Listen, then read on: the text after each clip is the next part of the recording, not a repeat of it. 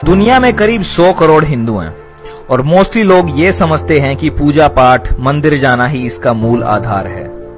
दूसरे धर्म के लोग भी इसके बारे में यही समझते हैं, पर जो असली हिंदू होगा ना, असली सनातनी होगा, जो इसकी साइंस को जानता होगा, वो ऐसा बिल्कुल नहीं कहेगा। इसकी साइंस क्या है वो मैं इस वीडियो में आपको बताऊंगा।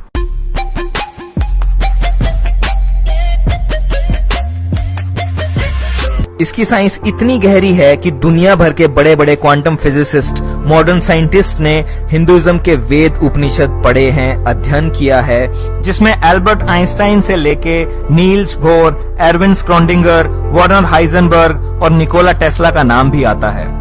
इन्होंने अपने टाइम में वेदांता फिलॉसफी पढ़ी थी। हिंदुइज्म का असली नाम है सनातन धर्मा। धर्मा का मतलब यहाँ पे रिलीजन से नहीं है, धर्मा का मतलब यहाँ पे है नियम, कुछ लॉज। उन लॉज के बारे में बात कर रहा है जो फिजिकल नहीं है, बट उनके हिसाब से सबकी लाइफ गवर्न होती है। हिंदुइज्म तो नाम इसलिए पड़ गया क्योंकि ये दुनिया की सबसे पुरानी सभ्यता से शुरू हुआ था। इंडस वैली सिविलाइजेशन, सिंधु घाटी सभ्यता, जो कि एक नदी के किनारे थी जिसका नाम था सिंधु नदी। और क्योंकि यहाँ रहने वाले लोग हिमालय और इंदु सागर, इंडियन ओशन के बीच में जो लोग रहते थे, उनको बाहर वाले लोगों ने हिंदू बोलना शुरू कर दिया, तो वहां से नाम पड़ गया हिंदुइज्म। अब इसकी खास बात क्या है? इसकी खास बात यह है कि अगर तुम 10 हिंदुओं को खड़ा कर दोगे और उनसे पूछोगे कि भाई तुम किस चीज में बिलीव करते हो, तो आपको 10 अलग अलग जवाब मिलेंगे, डिफरेंट फॉर एवरी पर्सन। क्यों? क्योंकि कोई भी इसका एक सिंगल फाउंडर नहीं है, लाइक अदर रिलीजन्स। इसमें कुछ लोग किसी चीज में मानते हैं, कुछ लोग किसी चीज में मानते हैं, डिफरेंट कल्चर्स हैं, ज्योग्राफिकल लोकेशंस के हिसाब से भी ये डिफर करता है। इस सब के बावजूद भी हिंदुइज्म में एक कॉमन विचारधारा है और वो बड़े ही ब्यूटीफुल तरीके से 3 चीजों को समझाती है। गॉड कौन है, इंडिविजुअल कौन है और ये वर्ल्ड क्या है। तो वो ऐसे है कि एक ब्राह्मण होता है, ब्राह्मण, इसको जाति वाला ब्राह्मण मत समझना, वो अलग है, वो कास्ट है। और ब्रह्मा भी मत समझना, क्रिएटर, वो भी अलग है, BRAHMAN। एक ब्राह्मण होता है, ऑल परवेडिंग एनर्जी, जो सब कुछ है, वहीं से शुरुआत है और वहीं से अंत है। वो ना कभी आया और ना कभी गया, वो हमेशा है। True reality of things. ये शेपलेस है, बॉडीलेस है, जेंडरलेस है, कलरलेस है। It can not be described, it can only be experienced. तो ये है ब्राह्मण, परमात्मन। अब इस ब्राह्मण की इटर्निटी को समझने के लिए एक श्लोक है संस्कृत में। ओम पूर्णमदम पूर्णमिदम पूर्णात् पूर्णम उदच्यते पूर्णस्य पूर्णमादाय पूर्णमेवावशिष्यते। इसका सिंपल मतलब है, infinite has already existed, it will continue to exist, and from that infinite even if a infinite is taken out it remains infinite. मतलब वो इनफाइनाइट है, अनंत है, उसमें से अगर इनफाइनाइट भी निकाल दोगे तो भी वो इनफाइनाइट ही रहेगा, अनंत ही रहेगा। ये है ब्राह्मण, परमात्मन। अब इस ब्राह्मण में से, इस परमात्मन में से निकलते हैं छोटे छोटे टुकड़े, जिसे बोलते हैं आत्मन, जो आप में है, मुझ में है, पशुओं में है, पेड़ पौधों में है। उनमें प्राण है, लाइफ फोर्स, एनर्जी है। Pieces that comes out of Brahman, ये एनर्जी है। E=mc², आइंस्टाइन ने जो बताया था, वही सेम चीज। अब ये आत्मन एंटर करता है माया में। माया मतलब प्रकृति।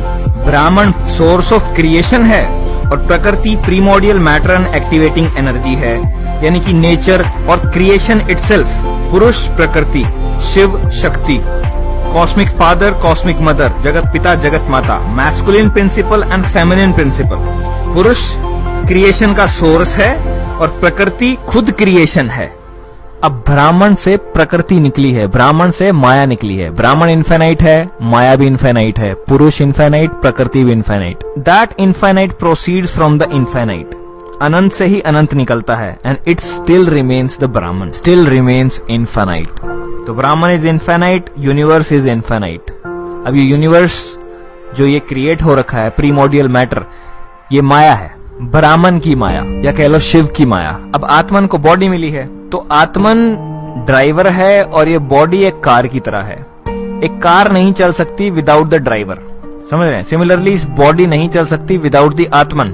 आपने पढ़ा होगा, energy can neither be created nor be destroyed, it can only convert from one form to another. ये वही एनर्जी है, वही आत्मन है। जब ये माया में या प्रकृति में एंटर करती है तो ये मैटर एक्वायर कर लेती है, बॉडी एक्वायर कर लेती है। Atman is surrounded by a physical structure called body. अब आत्मन अपने आप को रिवील करती है कॉन्शियसनेस के थ्रू, चेतना के थ्रू, और ये कॉन्शियसनेस या चेतना इंटरेक्ट करती है बॉडी के साथ, बॉडी इंटरेक्ट करती है माया के साथ, प्रकृति के साथ। और ये इंटरेक्शन होता है 3 तरीकों से, या सात्विक गुणों से, या राजसिक गुणों से, और या तामसिक गुणों से। हर इंटरेक्शन में कर्म जनरेट होता जाएगा। अच्छा सोचोगे, अच्छा करोगे तो पॉजिटिव कर्म जनरेट होगा, और बुरा करोगे, बुरा सोचोगे तो नेगेटिव कर्म जनरेट होगा। अब ये जो आत्मन है, एनर्जी है, इसके लिए ये श्लोक है जो गीता में कृष्ण ने बोला है, नैनम छिदंती शस्त्राणि नैनम दहती पावक न चैनम क्लदयन्ते आपो न शोषयति मारुत। ना शस्त्र आपको काट सकता है, ना अग्नि आपको जला सकती है, ना जल आपको गीला कर सकता है, और ना ही हवा आपको सुखा सकती है। आत्मा अमर है, अजर है, सर्वज्ञ है, सनातन है। जिस तरह से हम कपड़े बदलते हैं, उसी तरीके से आत्मा एक शरीर छोड़कर नया शरीर धारण कर लेती है। और जब ये आत्मन माया में एंटर करता है तो इस माया के अंदर आपका साइकिल स्टार्ट हो जाता है कर्म का। मतलब इस रेक्टेंगल के अंदर लिखा हुआ है लॉ ऑफ कर्मा। मतलब आत्मन ने यहाँ पे एंटर किया और उसका कर्म साइकिल स्टार्ट हो गया। यहाँ से यह आत्मन ने माया में एंटर किया, यहाँ पे जन्म हुआ, birth, disease, old age, death, birth, disease, old age, death, birth, disease, old age, death. ये चलता रहेगा, चलता रहेगा, चलता रहेगा, चलता रहेगा। बार बार जन्म होता रहेगा, बार बार मरते रहेंगे, बार बार जन्म होता रहेगा, मरते रहेंगे। ये इसकी कोर फिलोसफी है। अब जिस तरीके से फेसबुक के सर्वर होते हैं, वो सब कुछ रिकॉर्ड करते हैं कि कहां से आया, कितने बजे आया, क्या क्लिक किया, क्या लाइक किया, क्या कमेंट किया, क्या लाइक करके अनलाइक किया, ये सारी चीजें वो जैसे वो रिकॉर्ड करता है। इसी तरीके से माया में इनविजिबल सर्वर्स लगे होते हैं जो हर चीज को नोट कर रहे हैं कॉस्मिक रजिस्टर्स में। आपका एक एक कर्म नोट होता है, रजिस्टर्स में चढ़ता जाता है, पॉजिटिव और नेगेटिव का बैलेंस बनता चला जाता है। जब शरीर की मृत्यु होती है, उस समय आत्मा का जो भी विचार रहता है और उसके कर्म कैसे थे, उसके हिसाब से अगला जन्म डिसाइड होता है। अब देयर आर 6 कैटेगरीज जिसमें जन्म होता है, और ये इवोल्यूशन के हिसाब से हुआ है। अब 6 तरीके की रियलिटी है इस 3 डायमेंशनल वर्ल्ड में। पहली है एक्वेटिक, सारे पानी वाले। दूसरी है इंसेक्ट्स एंड रेप्टाइल्स, रेंगने वाले छोटे कीड़े मकोड़े। तीसरी है प्लांट्स। चौथी है एनिमल्स। पांचवी है बर्ड्स, और छठी है ह्यूमंस। अब सनातन धर्म ये बिलीव करता है, सनातन का मतलब है इटर्नल, टाइमलेस।